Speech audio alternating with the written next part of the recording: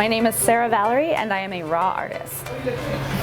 I started making artwork when I was a child, which I think is what everybody does, and then kept going. And it was always something very, very private for me for a very long time, even into my late 20s, until I started to move to New York, and I had a collection of paintings that I dragged from Nebraska with me in the back of a U-Haul, and finally decided that I would start sharing them. And since then it's been really a process of collaboration. I have a lot of my own work, but I also collaborate with musical acts like Colorform, who will be here playing tonight, and writers where I've been doing work in response to their work. So I'm also an art therapist, and I have a lot of community arts experiences that I put together for people to have art in their own time, even if they're not a professional artist.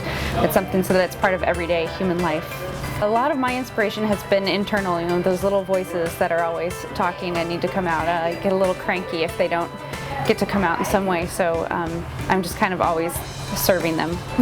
I don't know if I have a goal with my art. I was telling a friend of mine that someday I'll be really old and I'll have long white hair and I'll be really wise, and that's pretty much my only goal right now, so I'm kind of going along for the ride and see where it takes me. So it's been pretty great so far. I play the colors with Colorform.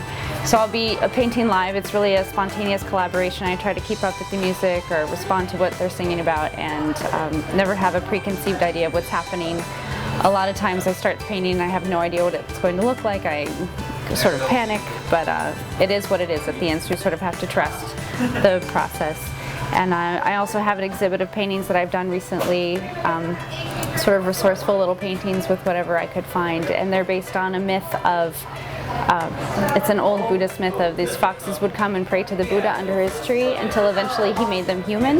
So there's a process in some of the paintings of them being completely fox-like, or trying to learn to walk on two legs, or trying to sort of transcend their form. A loosely narrated kind of story. Colorform and I are both really, really, really excited to be here with Raw tonight. We've already met a bunch of great artists. It's always great to have this sort of social energy and a shared experience. Either you're making art, sharing your art, seeing somebody else's art. It makes everything worth the struggle.